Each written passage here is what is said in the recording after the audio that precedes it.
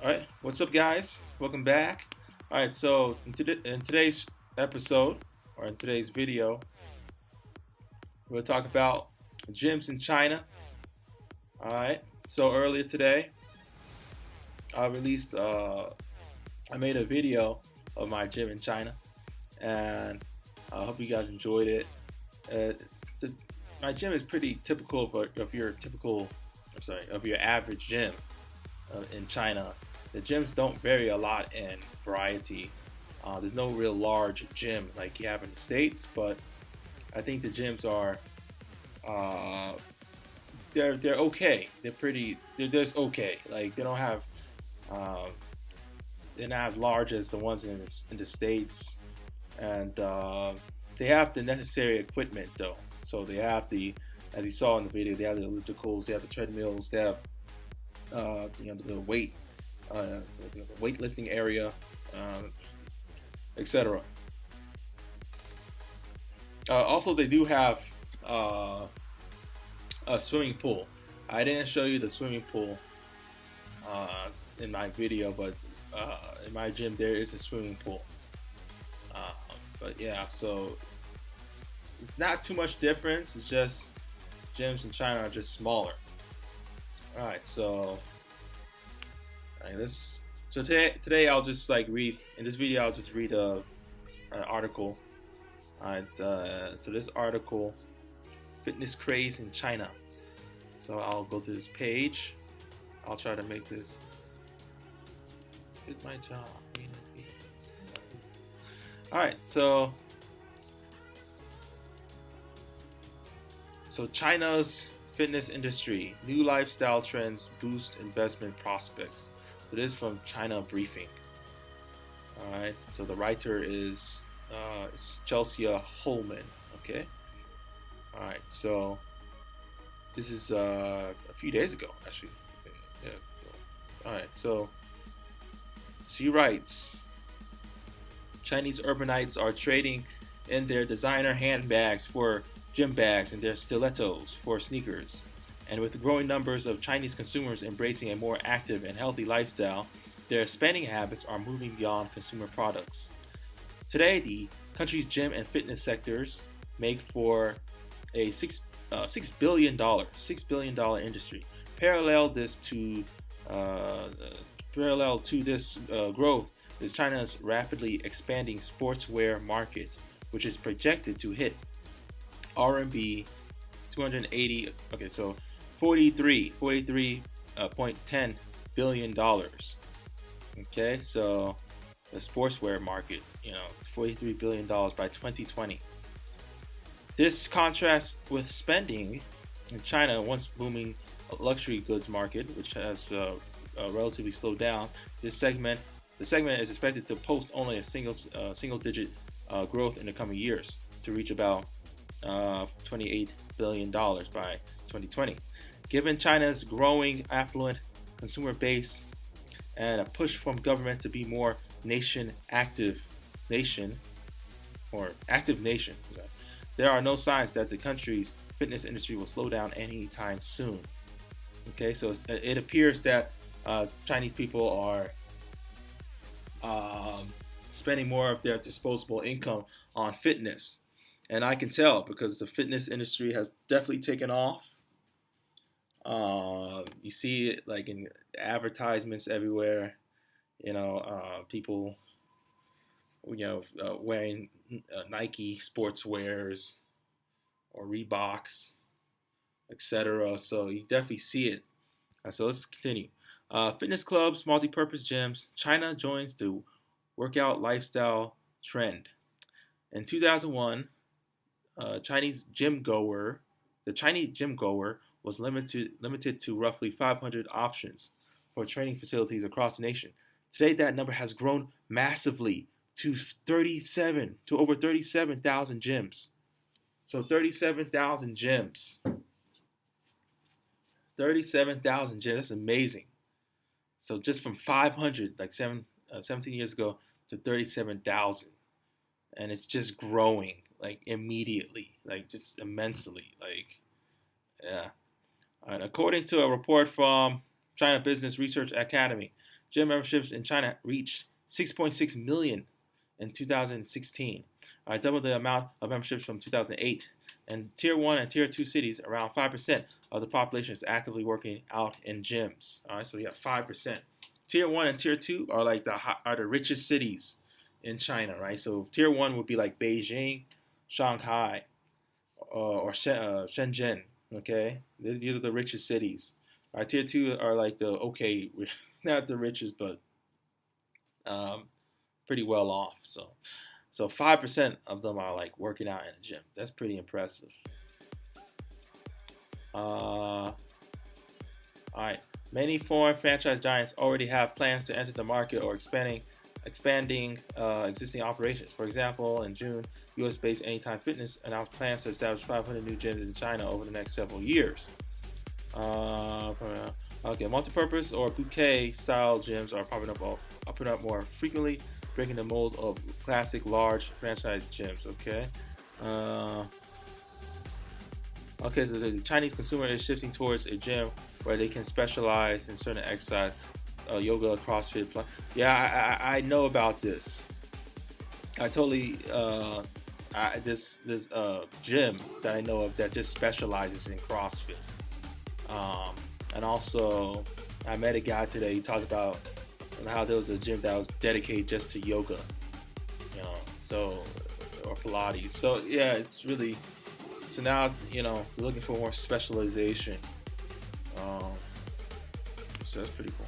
All right, with these smaller specialized gyms come a heftier price tag. All right, in Shanghai, one spinning center with a club-style atmosphere, flashing lights and loud music, charges an annual membership fee that costs 22,000 RMB, which is $3,200. So it's quite a lot, like $3,000 for a year just to go to like a spinning class, a spinning gym, a spinning studio. Another bouquet studio offers a monthly pass, unlimited classes that ranks up to just under 2,000 RMB, 300. So there's a wide range. Of course, it depends on location and services, the quality of service they offer. These premium bouquet centers are doing well. So the willingness to plan the Okay, all right.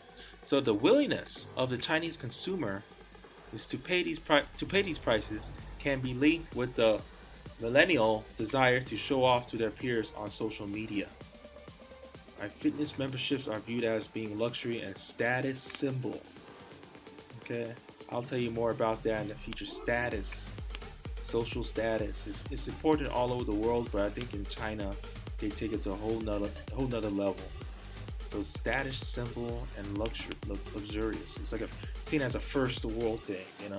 If the people in America, if the white people in America or in the Western world are doing it, then it's seen as first class, high class. Outside the gym, running has taken off. Okay, so you have a lot of marathons. Okay, so I do see people like run outside, but like to be honest, it's just too many people outside. Number one.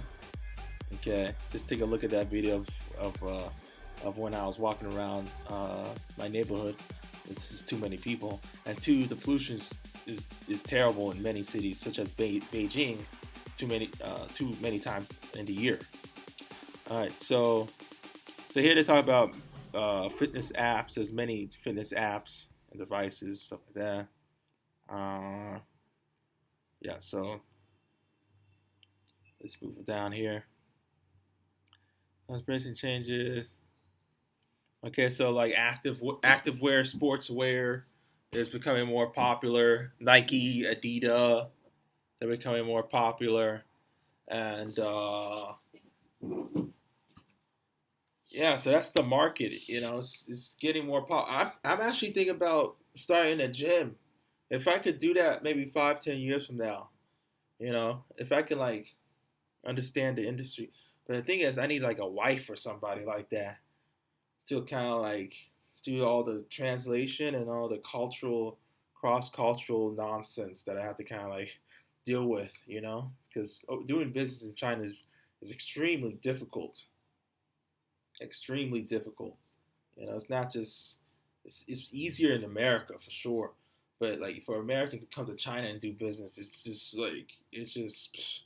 not just the language barrier, but it's just a cultural barrier and the mindset. It's just so different. It's a pain in the butt. So yeah, it's just risky. Um, yeah. So I don't know. I gotta think about it. Maybe if I make enough money, I can just like take the chance, take the leap. Um, okay, so growing middle class. China has the right combination of factors. 415 million millennials, a growing middle class that is willing to spend money on fitness and health-related products. Government investments in sports such as fitness centers, fitness accessories, active wear brands to grow for years to come. All right. So yada yada yada. Just skipping this. It's kind of repeating itself, or not repeating itself, but it's a general trend that's repeating. Okay. So basically, so now it's like, uh, so like investors bank can thus bank on fitness craze to accelerate in China as young and affluent population continue to seek healthier, fulfilling lives, mirroring global trends today. All right, so basically, young people are in love with fitness. All right, all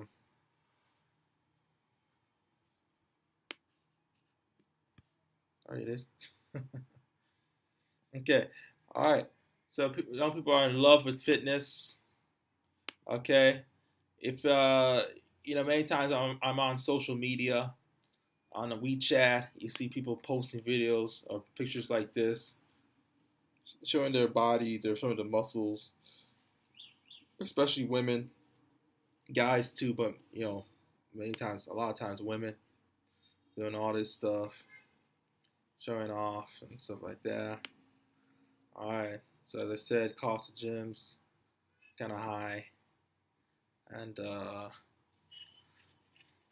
yeah, that's pretty much it.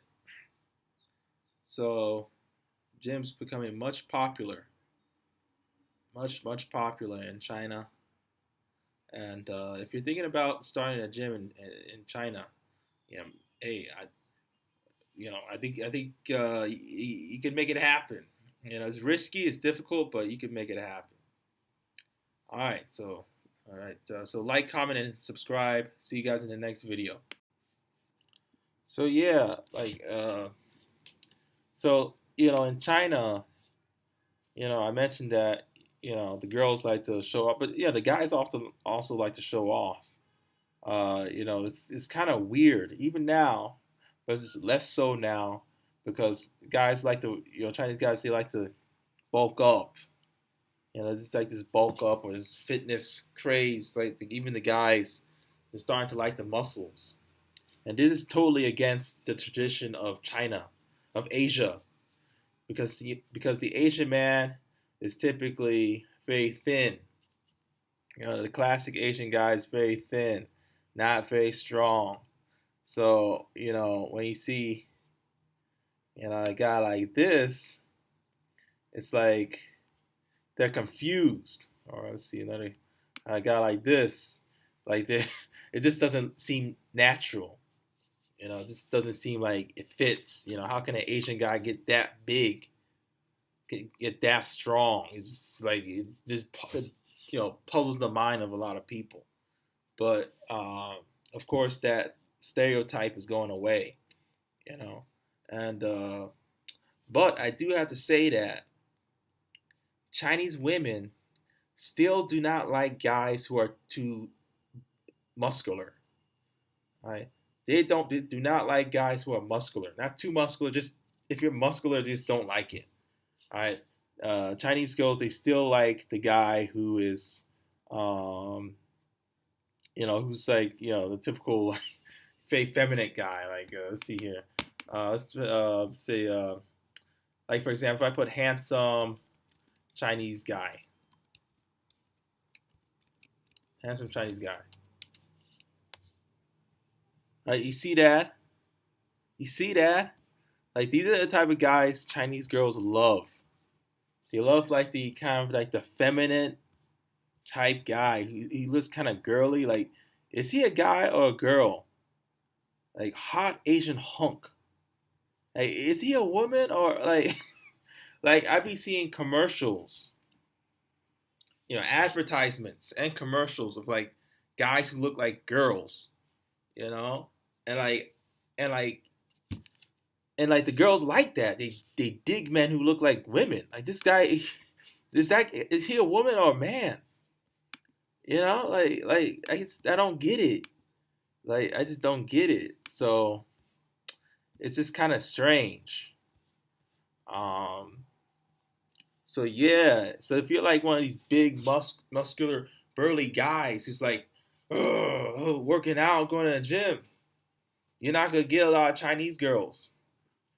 And I can attest to it because I have a Chinese friend who also is a big bodybuilder. I can show you a picture of him, like of he and I. Uh, this guy, big burly. This guy, he struggles getting girls. He told me about it. He sometimes complains like the girls just hate the big muscles. So the girls he like these type of dudes. So it's just like you know I, so maybe like in 20 years it'll change. So yeah, it's kind of like an evolutionary process has to occur for people's taste to change. Um, so yeah, so this fitness craze, it's like some sort of I don't know, some sort of convergence, or some sort of like, is China trying to emulate the West? Okay, and it's just begun, but like for Chinese people's sexual attractions to change, for the taste to change, that's gonna take a little while. So, anyways, thank you for watching. I'll talk about this later in more detail. I'll probably interview this guy, the big muscle guy. Yeah, I'll probably do that. So, all right. So, like, comment, and subscribe. See you guys in the next video.